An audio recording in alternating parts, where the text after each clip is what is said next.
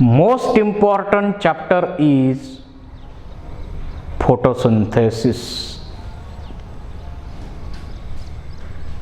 Photo म्हणजे light, synthesis म्हणजे बनवणे. लाईटचा वापर करून फूड बनवणे म्हणजे फोटोसिंथेसिस.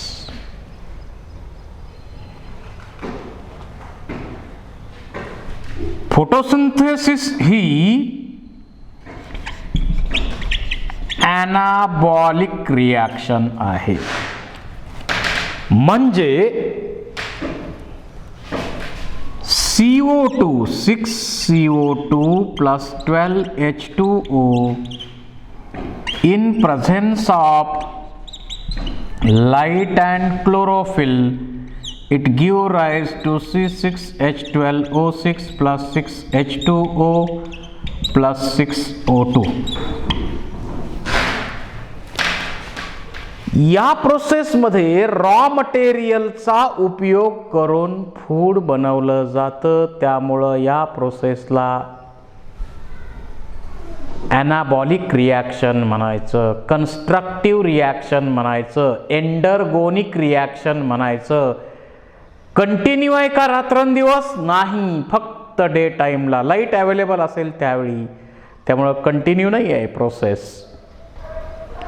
आणि या प्रोसेसमध्ये CO2चं रिडक्शन होतं शुगरमध्ये आणि वॉटरचं ऑक्सिडेशन होतं.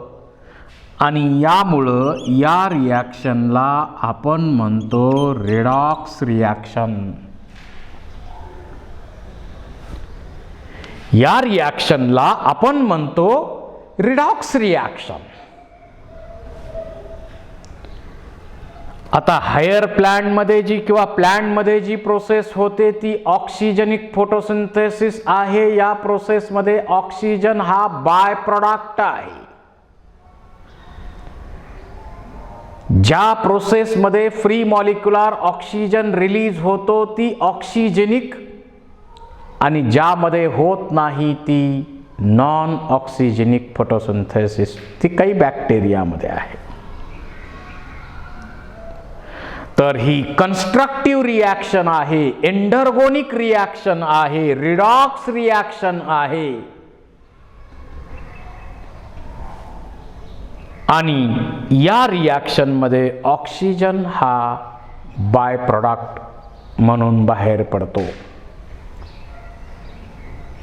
या अर्थवरती ऑटोट्रॉपिझम निर्माण होणं फार गरजेचं होतं. म्हणजे लाईफ ज्यावेळी अस्तित्वात आलं त्या फर्स्ट लाईफ हेट्रोट्रॉपिक होतं. आणि मग दुसऱ्यावर अवलंबून राहायचं म्हटलं तर किती वेळ काळ राहणार. आणि म्हणून कुठंतरी ऑटोट्रॉपिक मोड अस्तित्वात येणं गरजेचं होतं. आणि हळूहळू इव्होल्युशनच्या प्रोसेसमध्ये ऑटोट्रॉपिक मोड ऑफ न्यूट्रिशन अस्तित्वात आला. आणि या ऑटोट्रॉपिक मोड मध्ये दोन टाईप येतात, किमोसिंथेटिक ऑटोट्रॉप्स आणि फोटोसिंथेटिक ऑटोट्रॉप्स. केमिकल कंपाऊंडच्या मध्ये जी एनर्जी आहे त्या केमिकल कंपाऊंडच्या एनर्जीचा वापर करून फूड बनवणं आणि लाईट एनर्जीचा वापर करून फूड बनवणं. केमिकल्स मध्ये असलेली एनर्जी वापरून फूड बनवणं म्हणजे किमोसिंथेसिस, आणि लाईट एनर्जीचा वापर करून फूड बनवणं म्हणजे फोटोसिंथेसिस. आणि फूड बनवणारे, स्वतःचं फूड स्वतः बनवणारे जे ऑर्गॅनिझम्स असतात त्यांना आपण ऑटोट्रॉप्स म्हणतो. त्यांना आपण ऑटोट्रॉप्स म्हणूया. आता किमोसिंथेटिक ऑटोट्रॉप मध्ये एखाद्या केमिकलचं ब्रेकडाऊन होतं, ऑक्सिडेशन होतं आणि त्यावेळी एनर्जी रिलीज होते.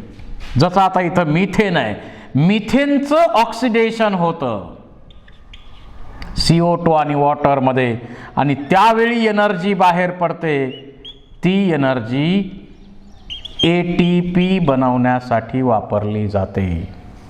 आता इथं एक्झाम्पल पहा, आयर्न बॅक्टेरिया ज्या आहेत त्या फेरसचं फेरिकमध्ये कन्व्हर्जन करतात, ऑक्सिडेशन करतात, आणि त्यावेळी एनर्जी बाहेर पडते. ती एनर्जी ATP बनवण्यासाठी वापरली जाते. हायड्रोजन बॅक्टेरिया असतील, मॉलिक्युलर हायड्रोजन पासून वॉटर बनवणार आणि त्यावेळी एनर्जी बाहेर पडणार. ती एनर्जी ATP बनवण्यासाठी वापरणार. नायट्रिफाईंग बॅक्टेरिया आहेत, त्या अमोनिया टू नायट्राइट आणि नायट्राइट टू नायट्रेट हे कन्व्हर्जन होताना एनर्जी बाहेर पडते ATPच्या फॉर्ममध्ये. मिथेन बॅक्टेरिया, मिथेनचं ऑक्सिडेशन होऊन CO2 वॉटरमध्ये ऑक्सिडेशन होऊन त्यावेळी त्यातली एनर्जी बाहेर पडते. म्हणजे इथं जे केमिकल कंपाऊंड्स आहेत त्यांचं ऑक्सिडेशन होताना एनर्जी बाहेर पडते. त्या एनर्जीचा वापर करून ATP नावाचा फॉर्म जो आहे, simple usable biological form of energy ATP, त्यामध्ये कन्वर्ट होते. आणि मग CO2 पासून शुगर बनवायचं काम जे आहे त्याच्यासाठी ही एनर्जी यूज केली जाते. Conversion of CO2 into sugar, ATP molecules are used. ATP molecule म्हणजे ही एनर्जी ATPच्या फॉर्ममध्ये आता तयार झालेली एनर्जी CO2चं रिडक्शन करून शुगर बनवण्याच्या प्रोसेसमध्ये मदत करते. आणि असे जे ऑर्गॅनिझम आहेत त्यांना आपण म्हणतो किमोसिंथेटिक ऑटोट्रॉप्स. किमोसिंथेटिक ऑटोट्रॉप्स. त्यानंतर दुसरा टाइप आहे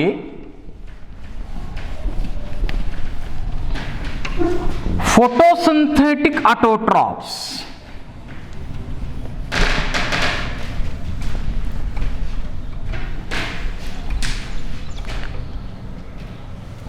या फोटोसिंथेटिक ऑटोट्रॉप्स मध्ये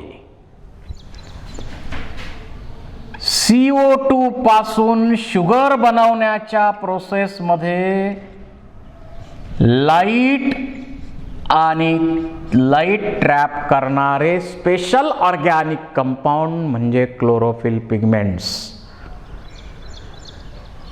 यामध्ये लाईट एनर्जी ट्रॅप करून त्या एनर्जी पासचा वापर करून CO2चं रिडक्शन शुगरमध्ये केलं जातं. जे ऑर्गॅनिझम हे काम करतात त्यांना आपण म्हणतो फोटोसिंथेटिक ऑटोट्रॉप्स.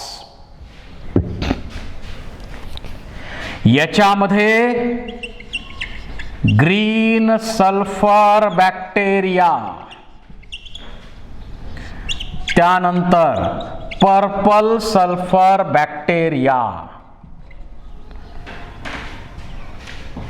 आता नॉन पर्पल सल्फर ज्या आहेत त्या हेट्रोट्रॉप्स आहेत. त्यानंतर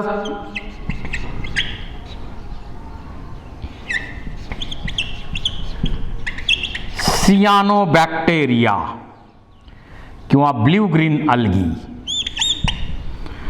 त्यानंतर Thallophyta, Bryophyta, Pteridophyta, gymnosperm, angiosperm या सर्व ग्रुपमध्ये फोटोसिंथेसिस प्रोसेस आहे.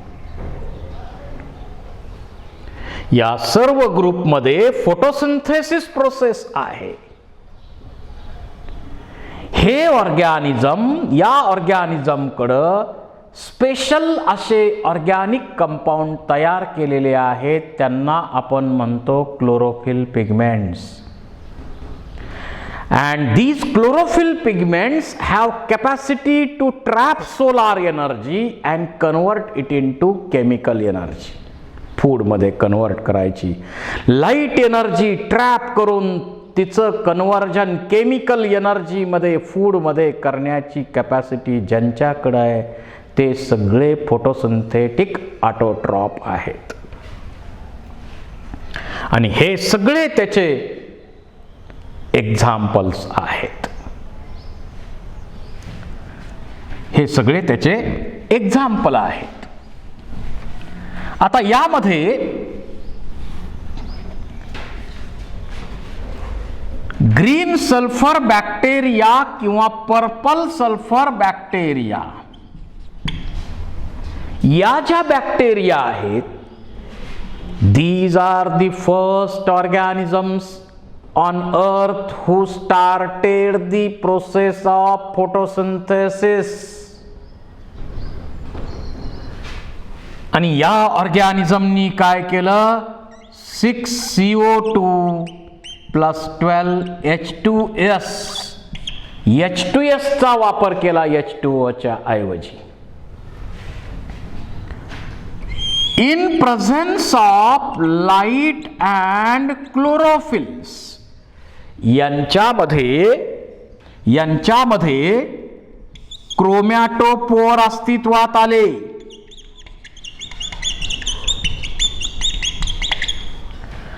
आणि त्याच्यामध्ये बॅक्टेरियोक्लोरोफिल्स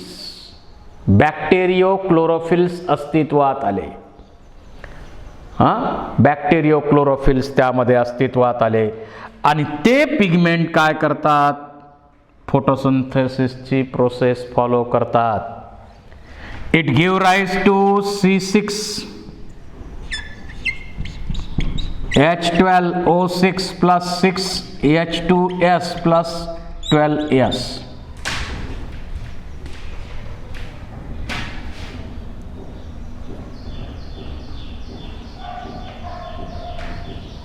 H2O इथं. अशा प्रकारे फोटोसिंथेसिसची पहिली प्रोसेस अस्तित्वात आली, ज्या प्रोसेसमध्ये फ्री मॉलिक्युलर ऑक्सिजन बाहेर पडला नाही. म्हणून या प्रोसेसला आपण म्हणतो नॉन ऑक्सिजेनिक फोटोसिंथेसिस.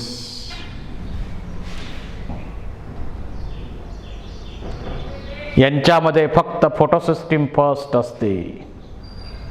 NADPH2 च्या ऐवजी NADH2 असतात आणि फोटोसिंथेसिसची प्रोसेस करण्यासाठी CO2 आणि H2S सारखं रॉ मटेरियल यूज केलं जातं. परंतु याच्यामध्ये एव्होल्युशनच्या प्रोसेसमध्ये बदल झाला, कारण आतापर्यंत हे असतील तोपर्यंत या ॲटमॉस्फिअर मध्ये फ्री मॉलिक्युलर ऑक्सिजन होता का, नव्हता. फ्री मॉलिक्युलर ऑक्सिजन नव्हता. मग कशाची गरज आहे आता, फूड तर बनवायला पाहिजे पण फ्री मॉलिक्युलर ऑक्सिजन पण आवश्यक आहे. आणि तो इव्होल्युशन मध्ये बदल झाला कोणामध्ये, तर सियानोबॅक्टेरिया.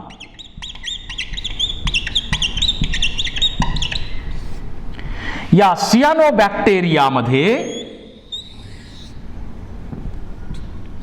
सियानोबॅक्टेरियामध्ये असे थायलॅकॉइड्स अस्तित्वात आले. दोन्ही फोटोसिस्टीम अस्तित्वात आल्या, PS1 आणि PS2. आणि असे सॅक जे अस्तित्वात आले, त्याला आपण थायलॅकॉइड्स म्हणू. आणि सियानोबॅक्टेरिया हे पहिले असे ऑर्गॅनिझम आहेत की ज्यांनी H2S च्या ऐवजी H2O हे रॉ मटेरियल यूज केलं. जसं 6CO2 plus 12H2O In presence of light and chlorophyll, it give rise to C6H12O6 plus 6H2O plus 6O2.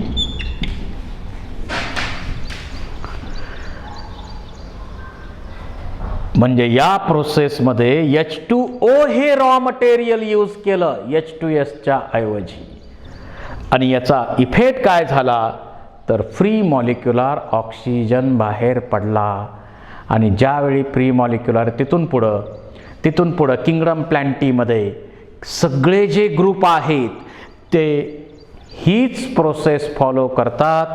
या प्रोसेसला आपण म्हणतो ऑक्सिजेनिक फोटोसिंथेसिस. आणि पुरं सगळे किंगडम प्लॅन्टीचे मेंबर्स ऑक्सिजेनिक फोटोसिंथेसिसची प्रोसेस फॉलो करतात. थॅलोफायटा, ब्रायोफायटा, टेरिडोफायटा, जिम्नोस्पर्म, एंजिओस्पर्म सुद्धा.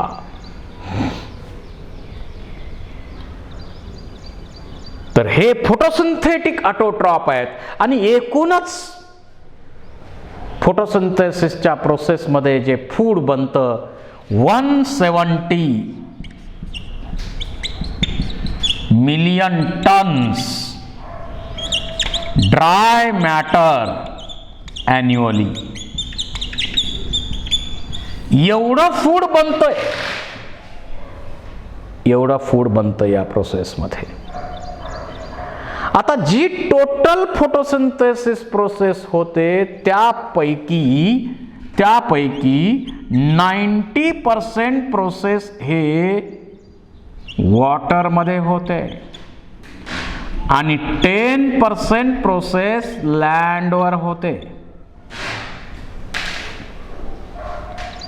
90% प्रोसेस ही वॉटरमध्ये होते. अल्गी मेन फोटोसिंथेसिस करणारे मेंबर्स आहेत. 90% प्रोसेस तशी तर समुद्रातच होते, कारण एकतर समुद्राचा एरिया भरपूर आहे, जमिनीचा एरिया कमी आहे. आणि समुद्रामध्ये सगळीकडे अल्गी आहेत.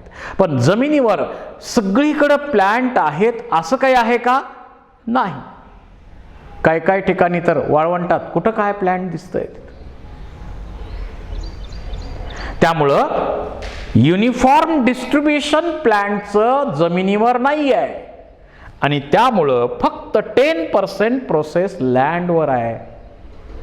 परंतु फोटोसिंथेसिसच्या प्रोसेसचा रेट विचारात घेतला तर वॉटरमध्ये जसं आपण डीपर जाऊ तसं CO2 कॉन्सन्ट्रेशन कमी होणार. वॉटरमध्ये त्याचबरोबर लाईट इंटेन्सिटी सुद्धा कमी होणार.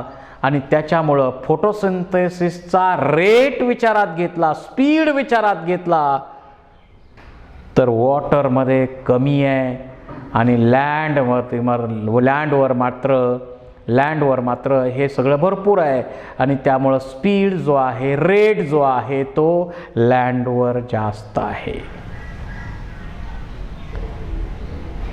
So photosynthesis becomes a bridge, a connection between inorganic to organic world. Inorganic to organic world.